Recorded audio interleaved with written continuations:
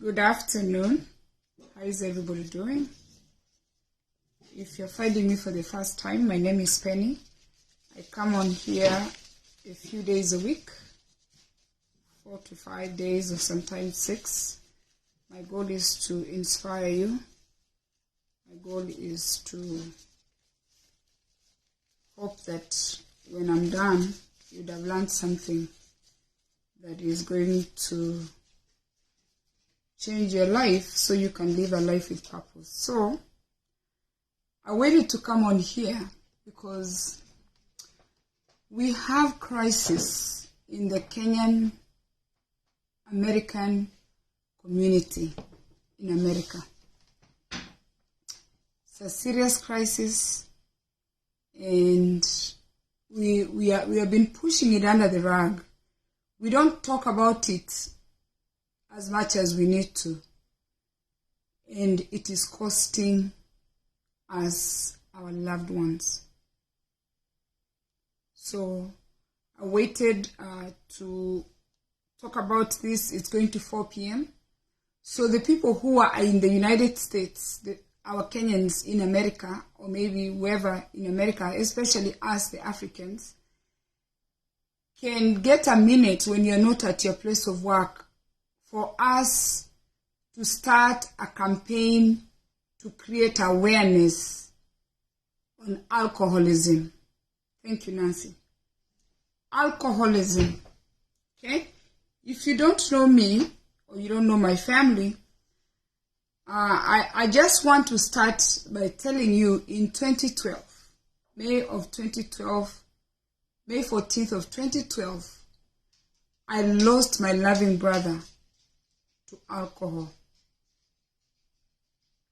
And I'm talking about what I'm living. It's nothing that I had or being told. I literally lost my brother. My brother moved here in 1978. He went to school fine, and he tells me he probably started drinking when he was 13 or 14 at a young age. So when they came here and they were going to school, he lived in Jersey City, they would finish classes and then find themselves in the house. And in America, you know, it's not even so much like Kenya. It's not the bar. You buy the alcohol and you come in the house and you sit and drink. And when they didn't have school on the weekends, they would drink. So by the time I came to America, my brother had stayed here how many years? So if they came in it was two of them that came in 1978, and I came in 1993. Man, it looked like it was forever. They had been here for 15 years. It looked like forever because they left Kenya when I was 4 years old. But we knew something was not okay. We always knew something was not okay, but nobody had come to tell us what was going on. Or at the same time, we didn't think alcohol had claimed my brother, like I had literally stolen my brother. So when I saw him, the first day I saw him, I was very excited. You know, I had not seen these boys. There's 3 of them came to pick me from the airport, and we picked him and took him back to where he was staying. When we dropped him at where he was staying, I was like, wow, this place, I was thinking of a different place. But now later is when I learned that, you know, they stayed in a place where they share rooms. He was living by himself. He didn't have a wife and kids. And this is personal, very personal. I want to talk about alcohol. It's very personal. My father had 21 children, and we have lost several to alcohol. Literally, when I tell you, alcohol. So for us Africans, I've been talking to my mom. For us Africans, alcoholism was not looked as a disease. And I don't know about you, or if you've ever thought about alcoholism. I don't know when you actually found out that alcoholism is a disease like diabetes, like high blood pressure. Alcoholism is sickness. It's an infection. When I was looking at my notes, I have notes from the state of New Jersey, what they use to teach in their programs.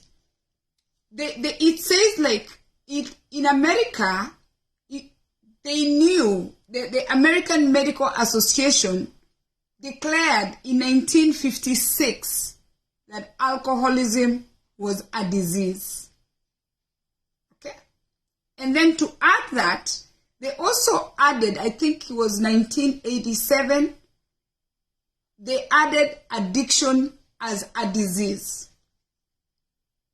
So Americans have always been aware that alcoholism is a disease from 1957, and mental, addiction that, is that leads to some of the mental health issues in 1987.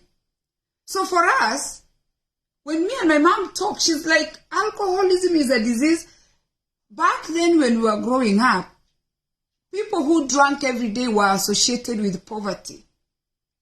We only knew is poor people who drink. That's all we knew. And in my village there, all the people who were drinking were losers. I want to tell you, that changed. I cannot put a year when that changed. Being drunk was no longer for poor people, was no longer a poor people thing. And I remember when my dad, Sini, Ryan is calling. Okay. I remember I was young when my dad started talking to my elder brothers who were highly educated, and he started telling them, alcohol is going to lead you to poverty. These guys were educated. They had gone to school. So then now alcoholism or being drunk was not a poor people thing. It became a thing for people who are educated. They were not now drinking the local changa, the local brew alcohol. They were drinking vodka. They were drinking beer. So highly educated people started drinking. And my dad will tell my oldest brothers, it was more of my brothers more than the sisters, that it's going to lead you to poverty. Alcoholism is going to take everything that you have. While my father was in the business, which was like, I think he saw the opportunity, he was in the business of selling alcohol in a wholesale. He was the sole distributor for alcohol in the Kisii district. This is in the 50s and the 60s. He was a wholesale distributor for cigarettes. He was like big. It was a big business. Then it became a big business. And I want you guys to fast forward right now. Everywhere you go, people even who retire from America to go back home, they're opening bars and restaurants. It's a business. So today, I want to bring everybody in a good meeting, like in a peaceful meeting. Let's just start creating awareness. The number one disease that is in very many Kenyan homes right now is pancreatitis. And if you look at the definition of pancreatitis, right? According to Mayo Clinic, an inflammation of the organ lying behind the lower part of the stomach, pancreas. Okay. What causes this disease? This disease has claimed a lot of people, and it's going to claim a lot of people. Okay? What is the leading cause for this disease? Right? It is heavy consumption of alcohol. If you don't know anybody that has pancreatitis, maybe it's because in your circle of friends, people are not sharing the information. This is real. We are losing our brothers, we are losing our sisters, we are losing our children to pancreatitis. It is real. Okay. How do we start drinking? We start drinking by socializing, where we go and meet our friends, and we start drinking like that. Some of us drink because other people are drinking. Some of us drink because, you know what, you just want to hang out and be with your friends, which we call it like socializing. You started touching that drink because you were just out there with your friends. Some of us go through something. You recently went through a divorce. You recently lost a child. You recently lost your job. We go through things. Instead of us finding ways to cope with what has happened, we choose alcohol to numb our pain. Okay? What are the causes? How do people end up in this situation? Now, I tell my children, because by the time I was born, I'm number 18, by the time I was born and growing up, I found some of my siblings abusing alcohol, so I know firsthand that it's in my family. So I have made a conscious decision and told our children that alcoholism, like diabetes, like high blood pressure, like heart condition, runs in some families. So some people stand a higher risk of turning into alcoholics in just 1 minute like that, without even them thinking much about it. You can find yourself turning into an alcoholic because you have nothing to do. You leave work, you come home, you have nothing to do, so you just grab a beer or you grab a glass of wine. You just find yourself drinking every day. Before you know it, you're going from 1 glass, 2 glasses, 3 glasses, right? Some of us, it's the weekend, right? The weekend is here, Friday, Members' Day. You find yourself in a pub because you're a people person. You find yourself in a place where people are hanging out. You pick a beer. Some of us started drinking when we were young. We were not even 18. You started drinking at maybe, you know, some kids steal their parents' beers. They hide in the garage and they drink. Some of you just touched alcohol as an underage. Now, once it's in you, as soon as you turn 18 in Kenya, as soon as you turn 21 in Kenya, yeah, now you can drink. Some of us have mental health issues. Instead of going to a therapist, instead of seeing a psychiatrist, instead of getting help, we choose to use alcohol as treatment. We just want to drink, sleep, and forget. Some of us are stressed. I'm stressed right now because I've been home since October, literally home. I can't do half the things I used to do. So stress is going to lead you to pick that bottle. But however you find yourself picking that bottle, I want you guys to know, right now, we are burying Kenyans the way we did my brother in 2012 to literally alcohol. I started going on TikTok a few days ago, and there are people who come live on TikTok drunk, literally drunk. And as a mom, I just look, I'm like, wow. You know, back in the day when we came as students, we were even afraid of drinking and driving because we thought, or we were told, you'll be deported. Now, hey, I talk to so many people. Why are my hands feeling dry? My hands are feeling dry.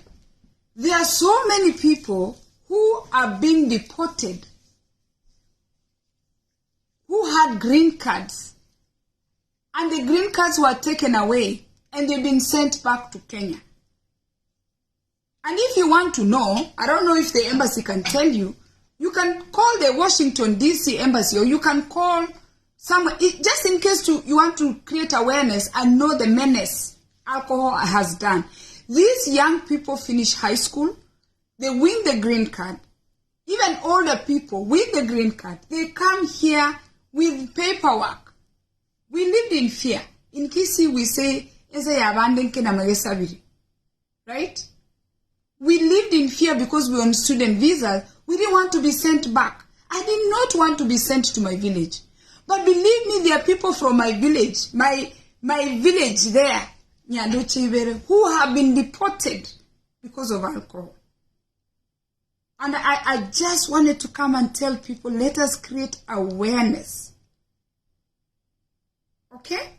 Now, there's levels of people who drink. I can use some of these notes that we are using for other people or people who are going through treatment. Okay? There is heavy drinkers. Because sometimes what I'm saying, people don't even know that they have a problem. That's why they are doing what they are doing. The Substance Abuse and Mental Health Services Administration defines heavy drinking as drinking 5 or more drinks on the same occasion on each of 5 or more days in the past 30 days. Okay? You're drinking 5 drinks in one sitting, 5 consecutive days, and in 30 days. That's heavy drinking. We have moderate and alcohol consumption. How do they define that? According to the dietary guidelines for American, moderate drinking is drinking 1 drink per day for women and 2 drinks for men. Done. You take 1. If you're female, you take 1 beer or whatever shot you do 1. And then, for men, it's 2 in a day. And then we have binge drinking, okay? The National Institute of Alcoholism and Alcohol Abuse defines binge drinking as a pattern of drinking that brings blood alcohol concentration level to 0.08.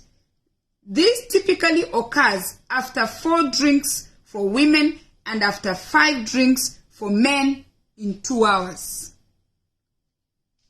4 drinks for women, 5 drinks for men in 2 hours. Okay? We have alcohol. Now in New Jersey, they legalized weed. We have prescription drugs. We have cocaine. Let me tell you guys, we have so many things that are costing our lives and our children's lives. And in fact, we are just throwing it under the rug. Nobody is talking about it. We just keep burying these people. Nobody is bringing it out there and be like, you know what, we need to really create awareness. And I'm asking all of us to create awareness. We need to create awareness. And then I've been speaking to my friends. I'm very good at reaching out to my friends. I talk to my friends. And yesterday I spoke to a friend. And my heart really sank because alcohol is about to claim his daughter. A child that he invested so much in, a girl, not a boy, a girl, invested so much in. She did very well. She excelled. She got a good job. She's been doing great. And then 2019 hit, which now has affected, for me, I can speak for my children and all the people who are working from home. When people started working from home, I cannot tell you how many people turned into alcoholics. Because you know why?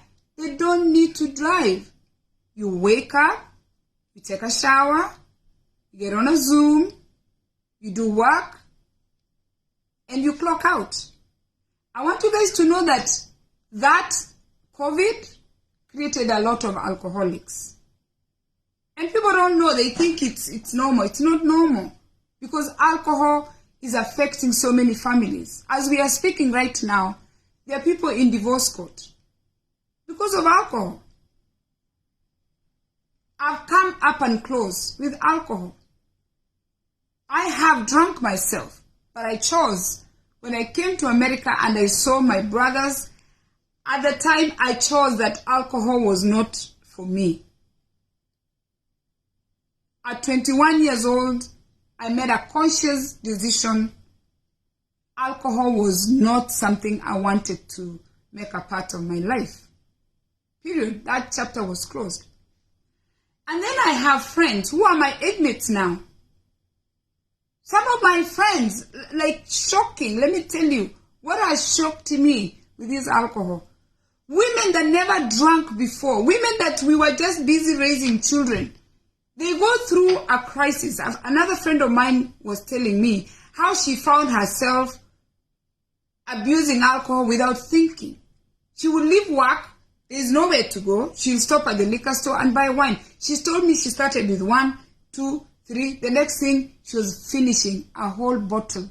Imagine a woman with children, divorced woman, meaning she's the main parent in the house, is finishing a whole bottle of alcohol. And guess what? Had she not, I don't even know, I don't remember how she caught herself. Or because she started having like real bad hangovers, and she was also taking medication for diabetes or something. And she started going, I think, to the doctor. Things just were not going right. And then she's like, you know what? I don't need this. Our children, our wives, our husbands, our brothers, our cousins, literally are going 6 feet under because of alcohol. I cannot begin to tell you how devastating that is. And then, if we can move over, I talk on Facebook 5 days a week. In fact, I come here to give people hope. I come here to tell people that, you can choose your life to be a little different by doing things a little different. And I feel so good when I'm done, because now I have all these books, this is the book we are doing. I am so happy to show you my progress. I'm like, this is my journal. I'm like, this is my planner. In fact, right now I'm reading this book. I started this book yesterday, right? I get a high from talking to people and telling them what I'm doing and what's working for me. Because last year, 2023, because of the habits that I changed, I made so much money compared to how much money I've been making the year before. I made a lot of money in 2022 and 2023, not from my payroll, but from the addiction. But from the addiction of waste beads. I created interest in waste beads. I just started like a joke, and I love touching beads. I bought beads, and I expanded my business. And my business, I'm addicted to this. Like any little time I get, I create a piece. One bead like this is $15, right? I get a high, okay, from just creating these things. And believe me, I was not prepared. I was not aware that my husband was going to lose his job in 2022. And this was going to be the way we were going to pay bills. But guess what? When I started, it was a hobby. The question I want to ask you, for any of you who drink, what really drives you? What drives you that you choose? Simba, stop. Can you stop? Why have you chosen to impair your brain every single day when you have children, every single day when you have a wife, every single day when you have a husband, every single day when you have friends? Why are you choosing to impair your brain with a substance? Johnny Walker, Budweiser, Heineken. Mariah Carey has a drink that she just made. Hennessy. All these drinks are people's brands. People have worked so hard to own a brand of liquor, and you guys are just consuming it. You are literally frying your brain. And yet you have children, and yet you have a wife, and yet you have a husband. We are going to lose you to alcohol, and then what? To Johnny Walker, and then what? To Hennessy, and then what? I see men who come on live celebrating that they can afford Hennessy. Hennessy is somebody's name. Right? Johnny Walker is somebody's name. What is the other? Jameson is somebody's name. So you've really lost yourself to somebody's business, and you're leaving your children in poverty. You're leaving your wife in poverty. You're leaving your husband in poverty. You're losing your job. You're causing car accidents because you've decided that you're going to not fry your brain. And when you fry your brain, you get on the road. There's a crisis. The question that you need to ask yourself, especially those of you who come to America in land of opportunity, you come with a green card, working papers. We used to think having a green card was so big. Imagine it was like having a green card was like being born here. We could have joined the army, we could have gone to school. Us who didn't have those opportunities, we are thinking we could have done 1,000 things with those green cards. And now these people are losing the green cards. And not only that, they are becoming a burden to the community because we must raise money to send their bodies back home. We are losing people in their 30s, in their 40s, in their 50s, young people to alcohol. What drives you that you have decided to fry your brain every day? Like really, where did you lose it? And if you're the person that I'm talking to right now, it's never too late to turn your life around. So now, here, what drives you, what you're going to tell yourself, you need to start creating awareness on how and where you wanted to be before you even left your parents' house. Where did you want to be? Where were you going?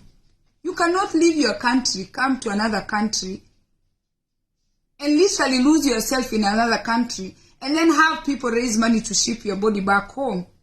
You left your village. Alcohol was for those poor people who didn't have anything to do. Okay? Raise awareness about how and your personal values, your beliefs, your attitudes. Okay? They are going to affect you how you're going to make life choices. It's not going to be overnight. But you're going to take one step at a time.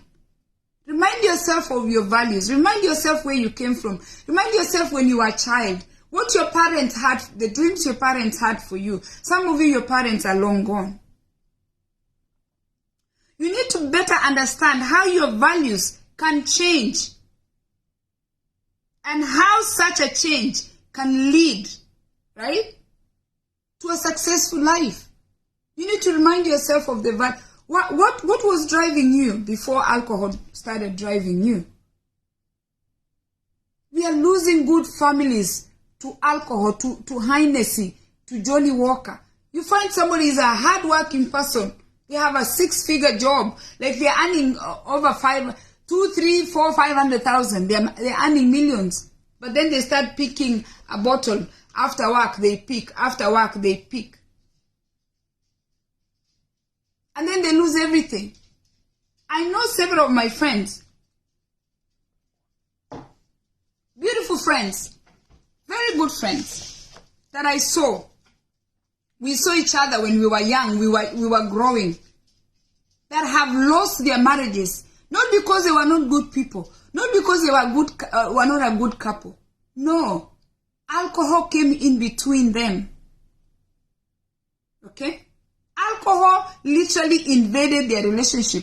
They were not cheating. The man was not cheating. The woman is not cheating.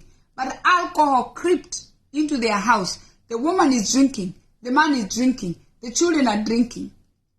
So now drinking alcohol literally changes you. If I was drinking right now, I wouldn't be talking the way I'm talking right now. It impairs you. You're going to say things you can't take back. So the question here is, if you could spend time away from your house when you're going to have free time, how are you spending your time, your free time? And you know, in the beginning, because my father was never a drinker, you know, when you are young, you think like a young child. That's why they say, Montomolenen Diogo, when you grow old, now you understand. When I was young, I was thinking that me and my boyfriend, before he turned into a husband, I was thinking that we're just going to drink, and then when we start having children, we are going to stop drinking. And I'm speaking as someone who has drunk, literally drunk, and I know. So I know what it means to be drunk. I'm not just theory. I've been drunk. Right? I was thinking, oh, then we are going to stop and then start having a family. Why was I thinking like that? Because I never saw my parents drunk. I thought once you become parents, you stop drinking. I was wrong. And then the next question you're going to ask yourself, what is important to you? You getting drunk and losing your family? You getting drunk being deported? You getting drunk losing your pancreas? You getting drunk being fired from your place of work? What is important to you? When it comes to drugs and alcohol, what is important to you? Okay? I want to read these questions because somebody was kind enough to give us this worksheet for us to remind ourselves about our values. What do we value? Think about somebody in your life that you greatly admire. In my case, it's my father. Although my mom didn't drink, the person that I greatly admired was my father. Or I still admire is my father. Okay?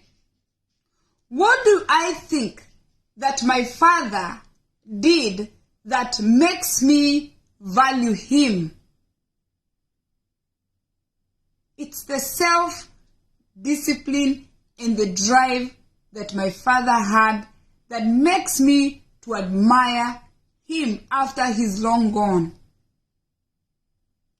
I was talking to my daughter today and I told her, wisdom can be passed on. Knowledge can be passed on. The things my father told me, I am telling her. She is going to talk to her children, and her children will talk to their children.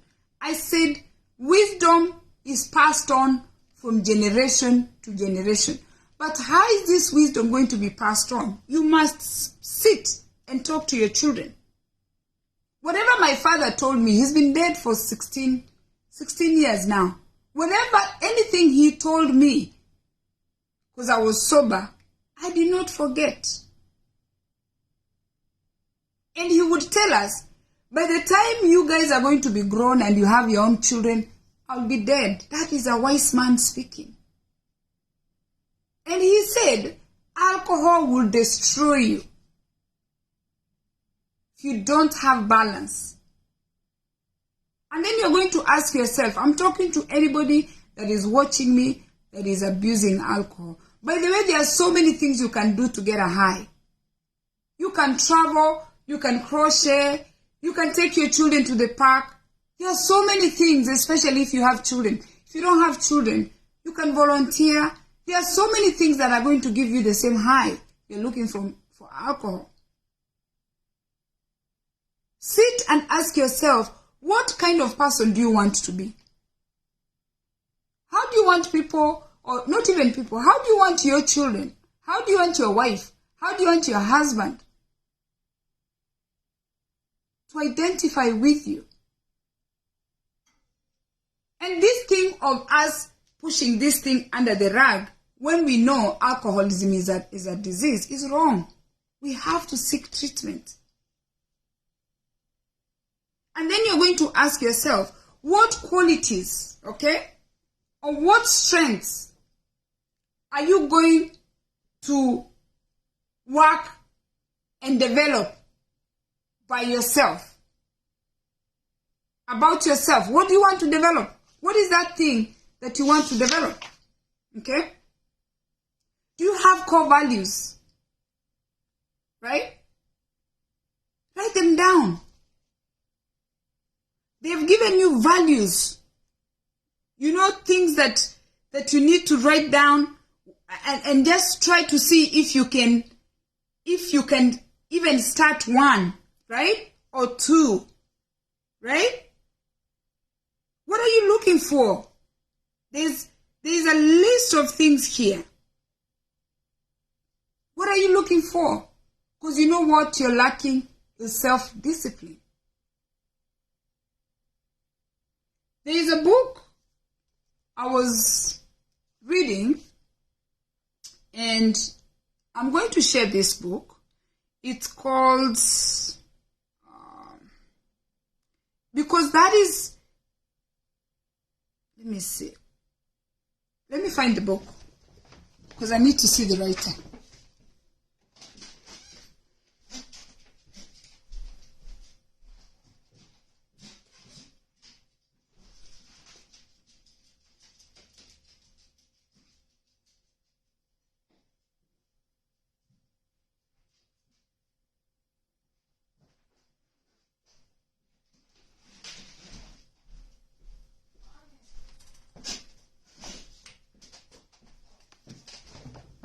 This is the book. Okay? I'm going to put the book down. And this book, the title of the book is The Power of Discipline. How to use self-control and mental toughness to achieve your goals. This book, if you're struggling with alcohol right now, pick this book and thank me later. It's a very small book, by the way. And you're going to read a chapter a day, by the way. And it's how many chapters? It's a very small book.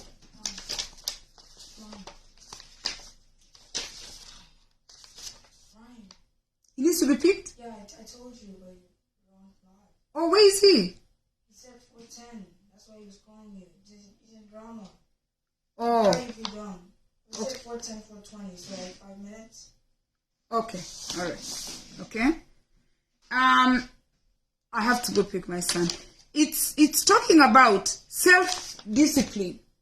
That's what we are lacking, right? And I want to put it down. Let me write it down so that way you can grab the book.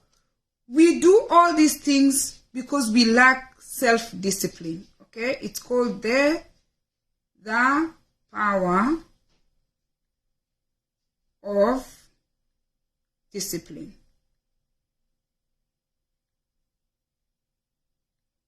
It's by Daniel Walter. Okay. Select or copy. We lack discipline. And most of us who are in this situation right now, we are in this situation because we are lacking discipline. We don't know, once we pick alcohol, we don't know when to stop. We don't know when to say 2 is enough. We don't know when to say. Okay. And pin. I have pinned the numbers there, and every state has their own hotline numbers to call to seek for help. And for New Jersey, we have 1-844-732-2465. I have put it there. Mental health counseling. And these services are given for free. 1-800-202-4357. Call those numbers. If you're in another state, call the local police station and tell them you're looking for help for alcohol abuse, you're looking for help for substance abuse, you're looking for help for mental health. In America, these services are free. And that's what I'm here to tell you guys, that some of our Kenyans that are perishing don't even know that these services are offered for free. And by the way, if you are employed, you can go on family leave and get treatment with pay. Some of these young people that are perishing, they don't even know that they can look for help and get help. I am done. I have to go pick my son from the school. I just wanted to come and tell people, please let us create awareness. Grab that book, go on Amazon. The book is only $15, and you're going to thank me for that book, because you know what? We are lacking self-discipline. That's why we have this crisis. Let us stop sending dead people back home because of alcohol, because we are lacking discipline. God bless you, and please share this video. Invite your friends to like my page, so that way we can reach more people. Alcohol is a disease, and we need to treat alcohol as you're treating diabetes. Seek help. Do not die in silence. Cheers.